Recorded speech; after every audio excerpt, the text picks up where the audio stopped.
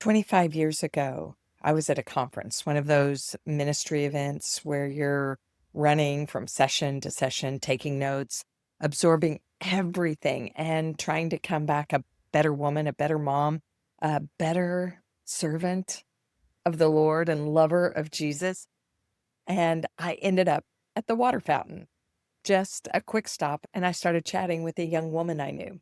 She said something that is with me still today. She said, I feel like God is inviting me to take three words out of my vocabulary: could, should, and need. Honestly, my first reaction was, huh?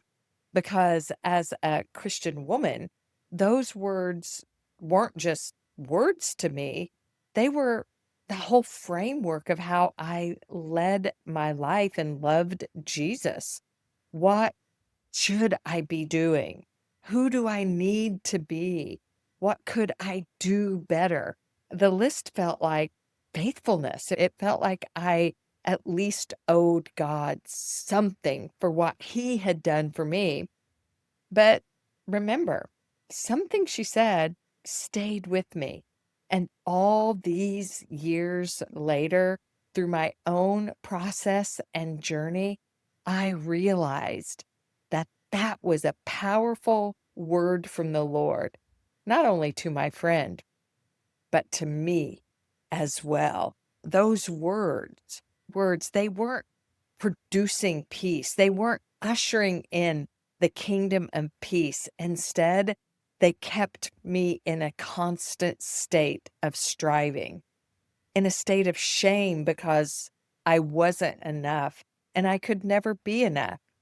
And if you've ever caught yourself using those four words, I should be, I need to, I shouldn't feel this way. Well, Mom, today's episode is just for you. My guest today is Mary Gallagher. She's a writer, a spiritual guide, and she's founder of Promised Land Mindset. And in a moment, you're going to hear something that she said to me in this conversation that I'm still thinking about. Here's a taste. Fear was really coming at me hard.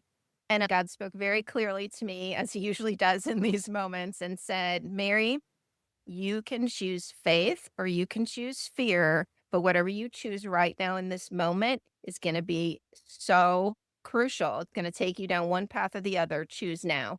Yeah, that's the conversation that we're having today. And I have a feeling that you needed to hear this right where you are as well. Hey there. Welcome to Mom2Mom Mentoring. I am so glad you're here, whether you're a first-time listener or you come back every Thursday. Welcome to the table. This is a weekly podcast offering soul-nourishing wisdom for Christian moms who desire peace, presence, and to live, lead, and love with purpose, right in the middle of real life. I'm Misty Hughes. I'm an ICF certified life coach. I'm an international ministry leader. I founded the Single Mom KC, and I am the creator of the Rhythm of Life framework. I'm a mom of 4 adult children, and I am Grammy to 6. I've spent more than 25 years helping Christian women move from overwhelm into peace, clarity, and live their life by God-aligned rhythms. And I believe to my core, you were made to shine. And that when you shine, you give others permission to shine too. Here's what I know about the mom who's listening right now. You are trying so hard. You are doing so much. And somewhere underneath all that effort is a quiet, exhausted voice asking, is this it? Is this what faithfulness looks like? Mary Gallagher, my guest today, she lived that too.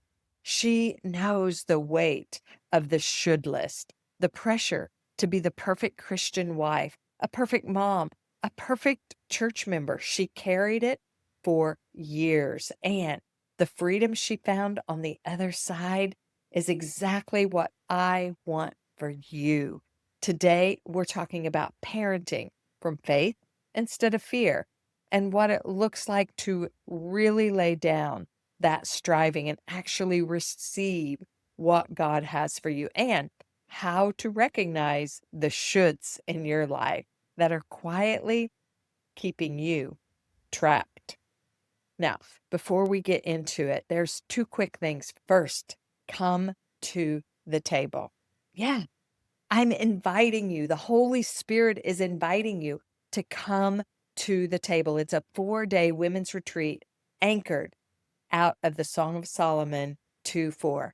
He brought me to his banqueting table, and his banner over me is love. This retreat is designed for exactly the kind of woman that we are talking with today. The woman who is done striving and desires to lay it all down. The woman who is hungry for something real. Registration is now open at mistyhughes.com/come to the table. The link, it'll be in the show notes. If a retreat sounds like a big step, start small. Grab my free Rhythms of Renewal mini guide. It's a beautiful place to begin just creating space for God to meet you. No striving, no pressure, just a starting place. And you can download that for free at mistyhughes.com/resources. That will also be in the show notes. Okay, now let me tell you a little bit about my guest, Mary. Mary Gallagher is a writer. She's a spiritual guide for women who are weary of striving, tired of living under the weight of who they think they should be. After walking her own wilderness season, Mary discovered that identity isn't something you achieve, it is something you receive as daughters of the King of Glory.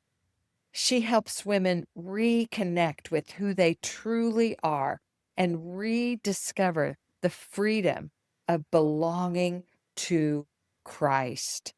One of Mary's most beautiful gifts is this: she can see the bigger story that God is writing over someone's life, even when that woman is standing right smack dab in the wilderness.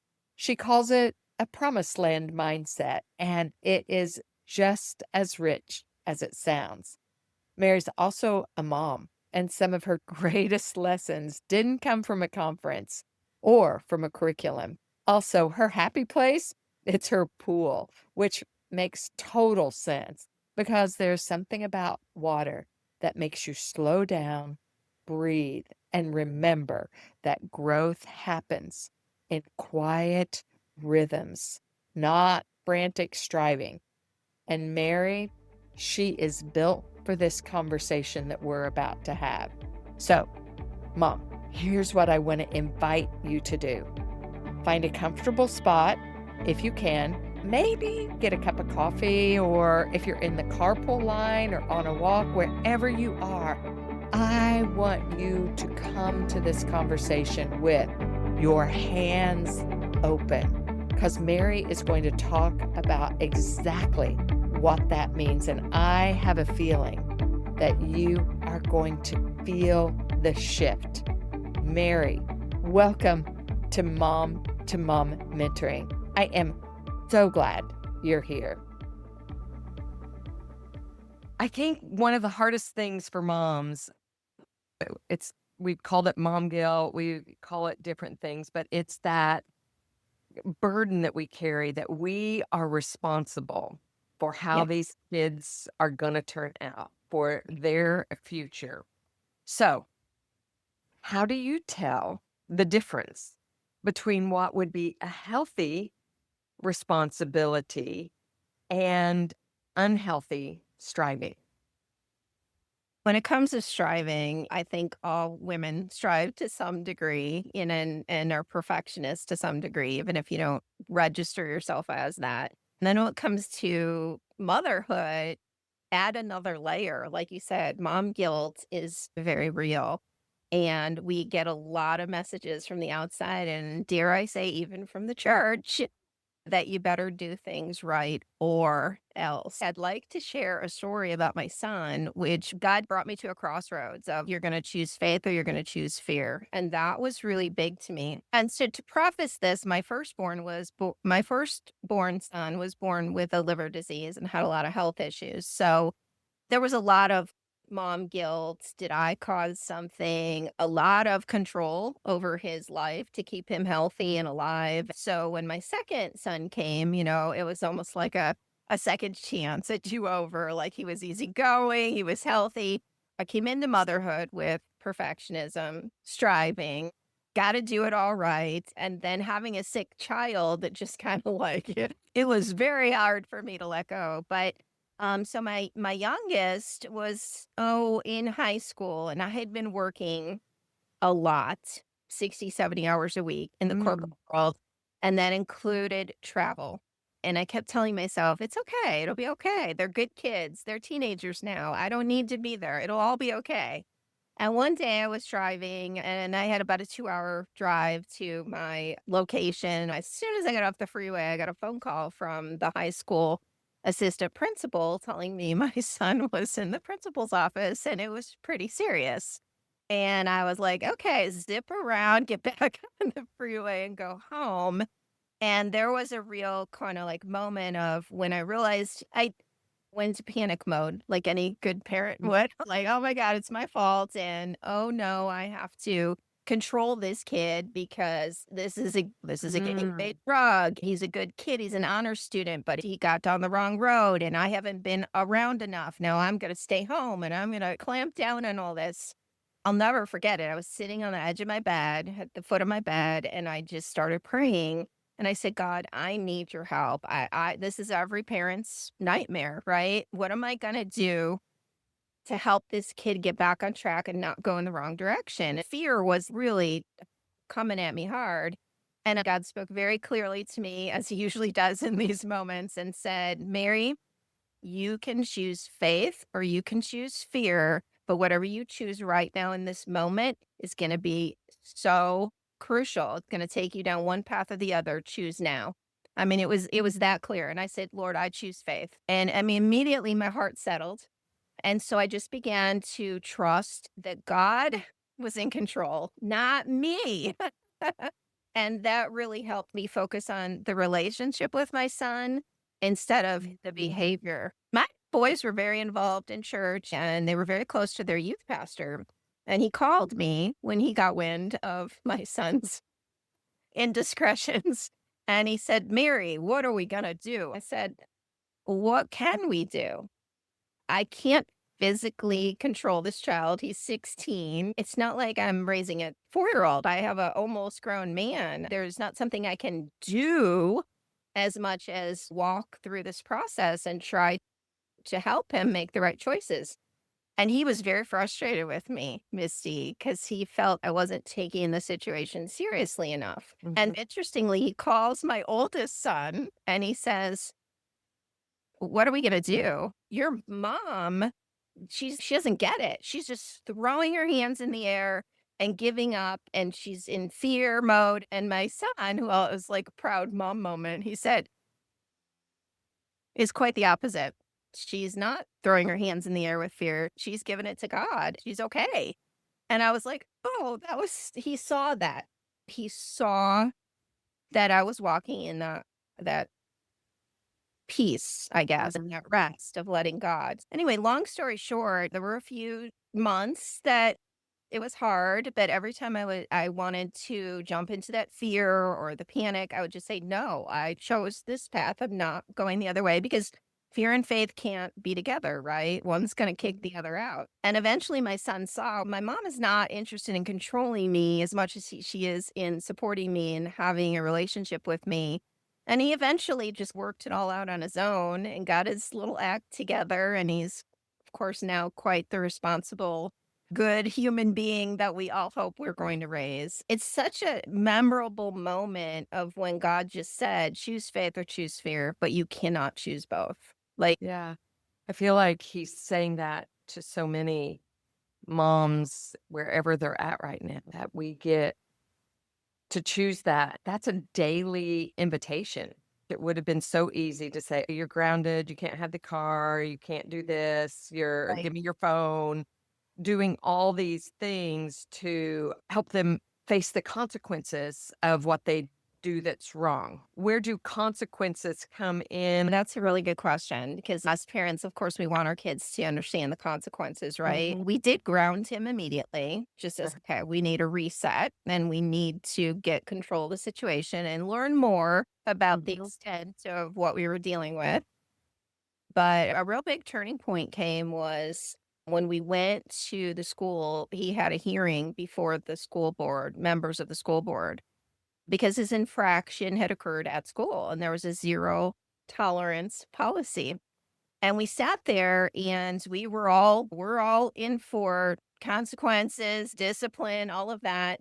But as this whole thing played out and the principal and the assistant principal and another member of the school board, it became really clear that they were not interested in the best interest of our child. They just wanted to set an example. And they were literally just treating him as if he had been a criminal, and I said and I was getting more and more stressed as this was going on, and thank God my husband was there because he's very level-headed, and he let them have their say, but we could see our son just sinking down in his Mm. chair, and I could see that this was another one of those do or die moments.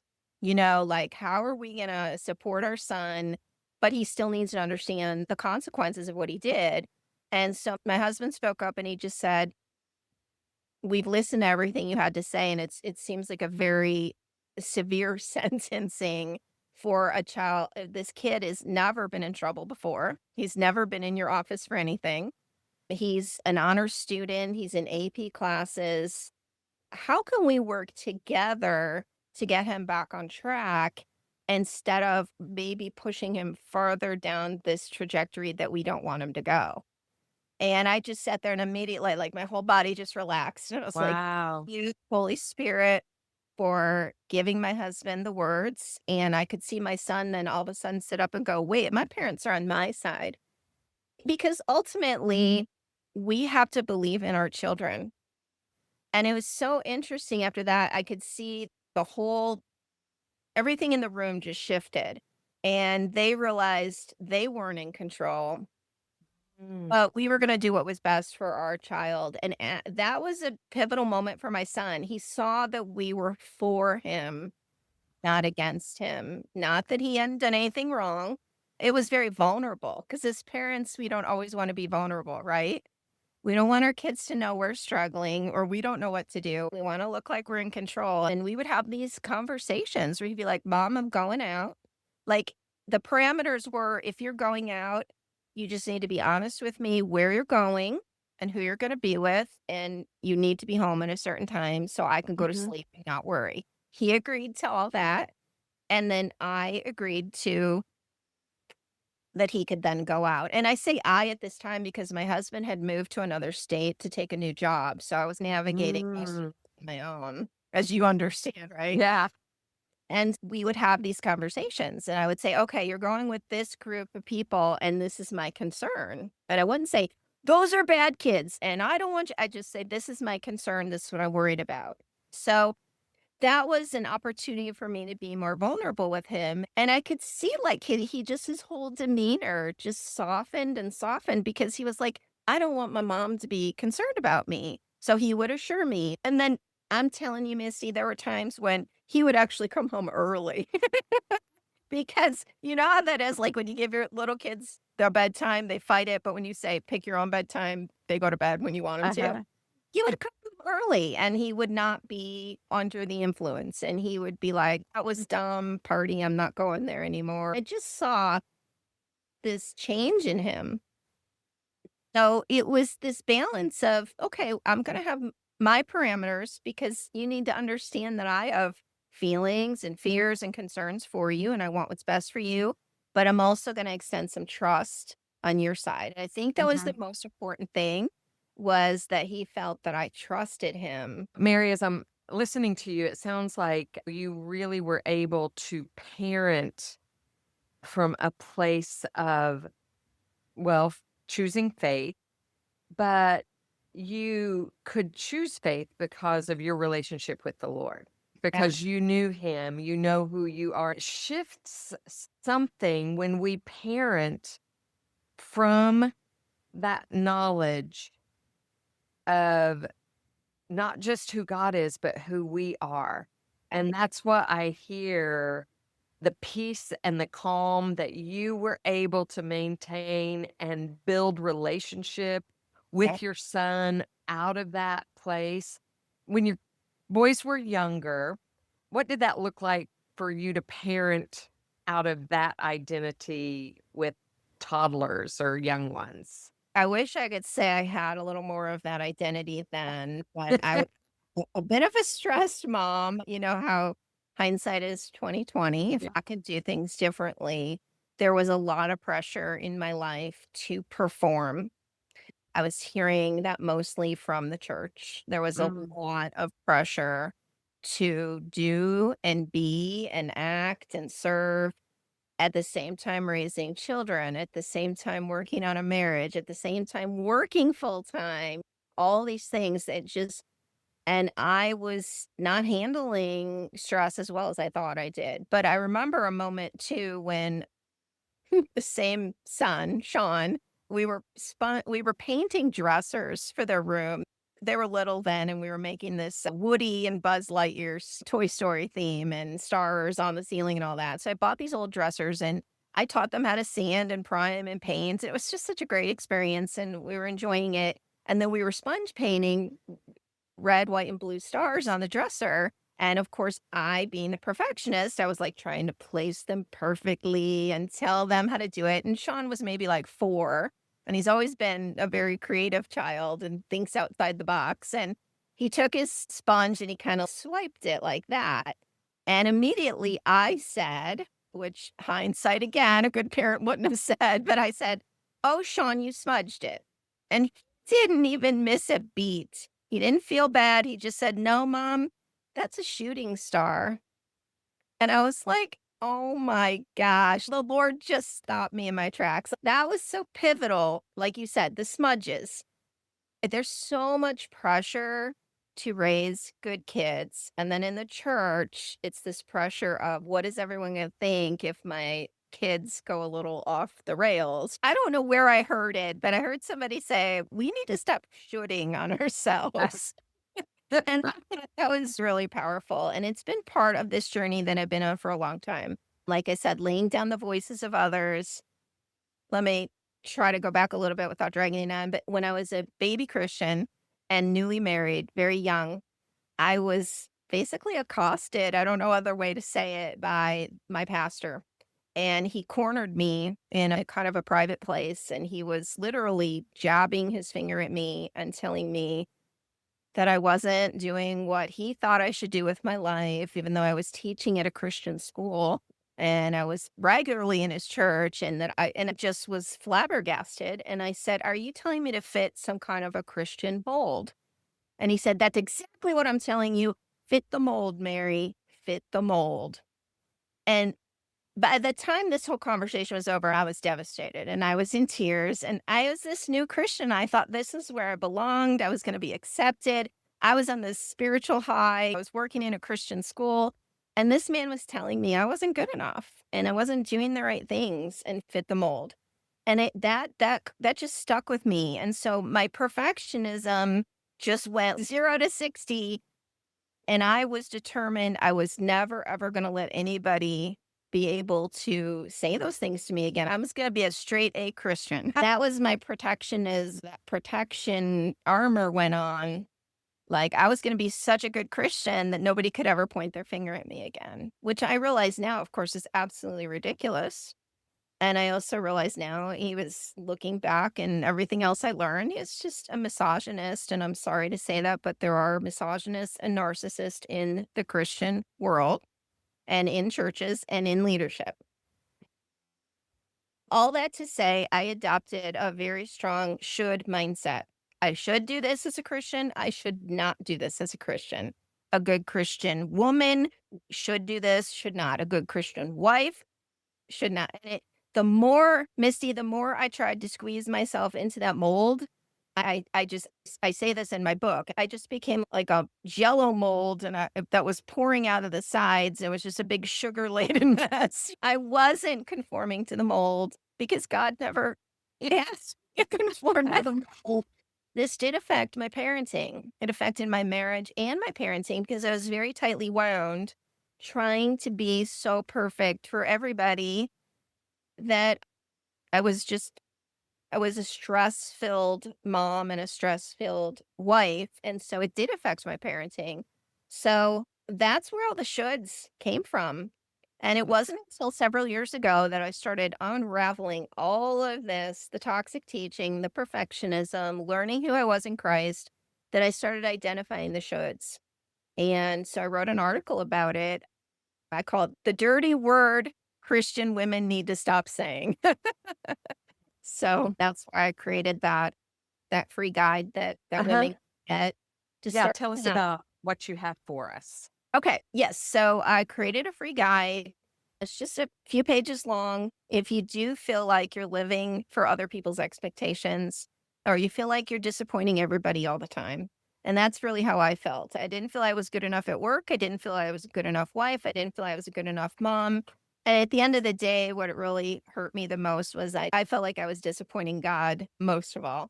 And if you're living with that, that I should do this or I shouldn't do that, because it works both ways, right? How many times have you heard women say, I shouldn't feel this way, but, or I know I shouldn't say this, but we've got to get that word out of our vocabulary. Like literally just today, stop using the S word. And so what this guide will help women do is just identify some of the shoulds by being conscious of it. Once you're aware of it, you start to see how much you're doing it and you start to see where it's shaping your behavior and your identity. So once they walk through that, and then I teach them how to find biblical truth to replace that should. So, Mhm. for example, as a mom, I shouldn't care about my personal fulfillment. I should do the things that people say. I should do this and that. And then the truth would be, you know what? Jesus wasn't a people pleaser. Jesus would even say when people would say, even his brothers, I think, said, "Hey, you should go to Jerusalem and you should do this or that." And I remember Jesus saying, "That's fine for you, but that's not my calling. I shouldn't." And Jesus never did anything based on should, right?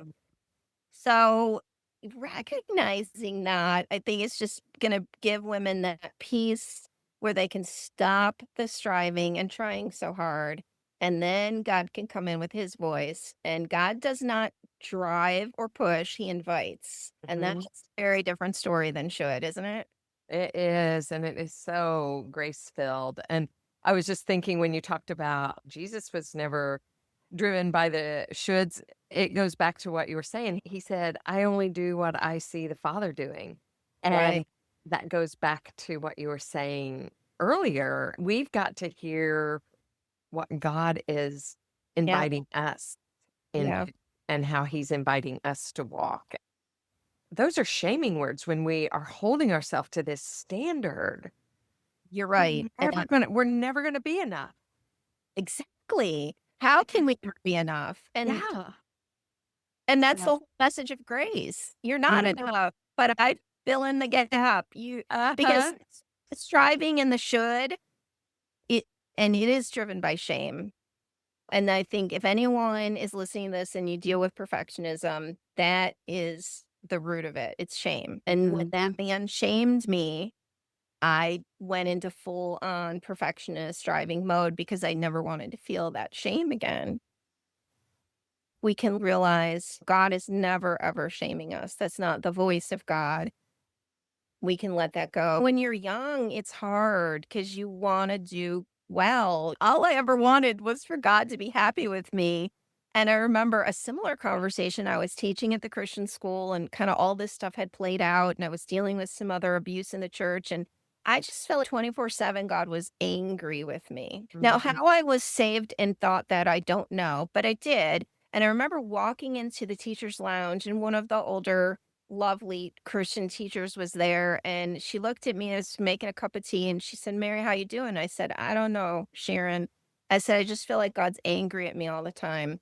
And the Holy Spirit gave her the verse from, I believe it's from Isaiah, "For the Lord longs to have compassion on you. He's just waiting to have compassion on you." And I just started crying, and it was a real I still to this day, we're connected on Facebook. I remember that day in the teacher's lounge because it started some of the crumbling of Mm, striving. It didn't happen overnight, trust me. I've been in the wilderness a long time. mm, But it started a little crumbling in my heart of, God's not angry with me.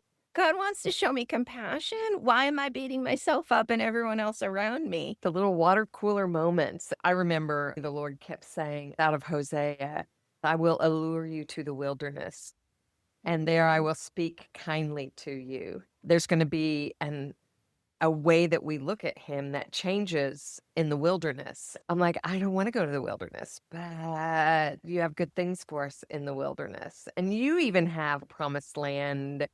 How does that fit in with your journey, and where's your promised land?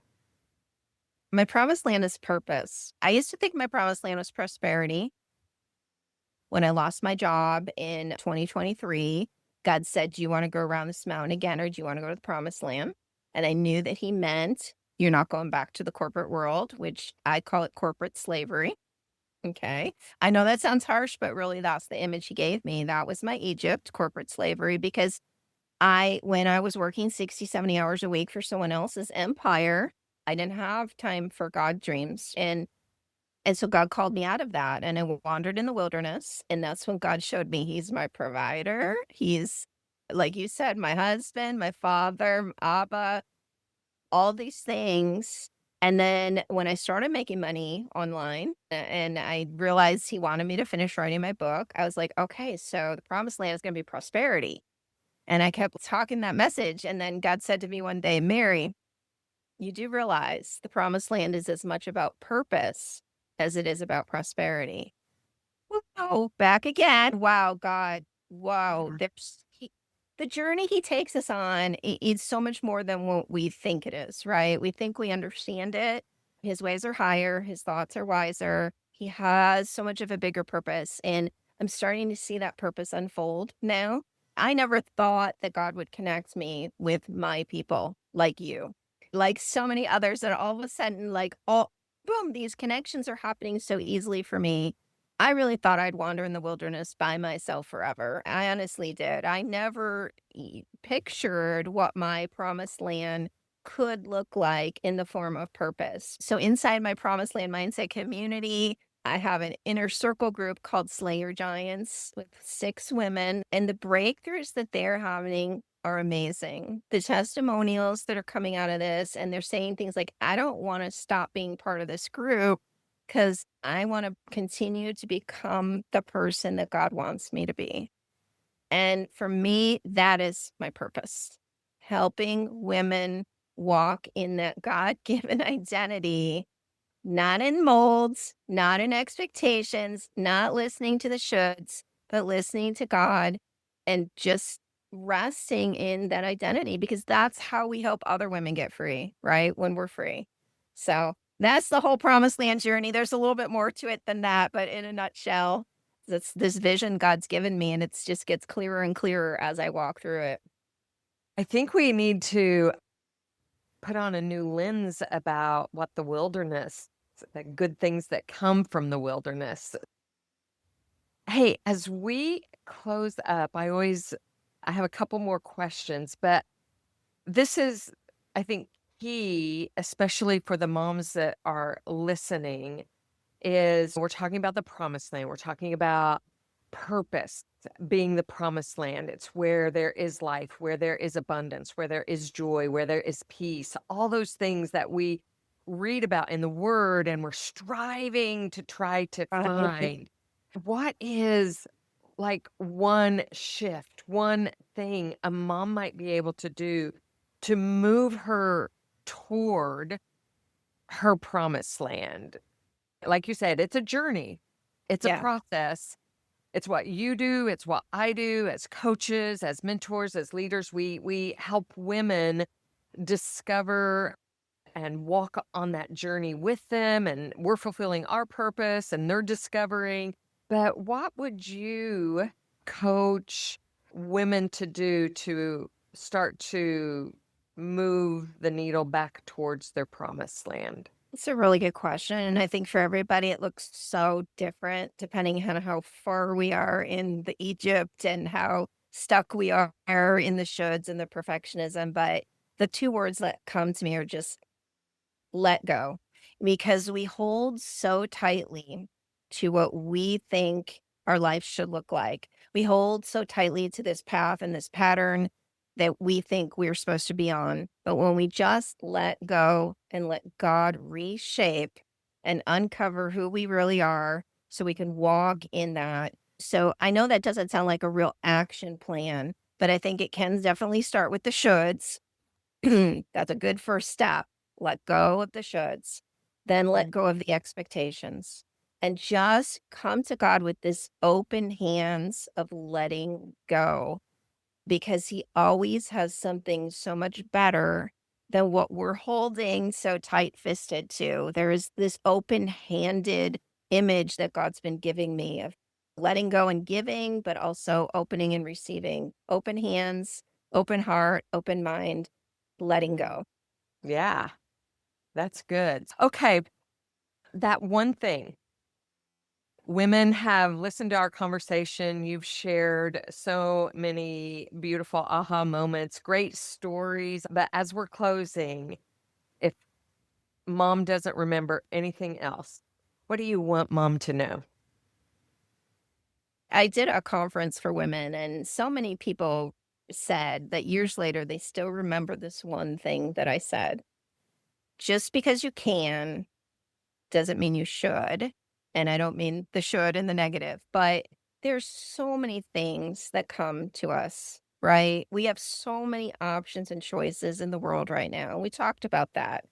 Events and sports and church, and there's so many things. And you could, as a mom, stretch yourself so thin that you're living from exhaustion and you're living from stress. But I can promise you it will start to impact your relationships and your health. So just because you can be super mom and do all these things, and I know we are capable, we are amazing women, we can. And the Proverbs 31 woman, we're going to live up to all that.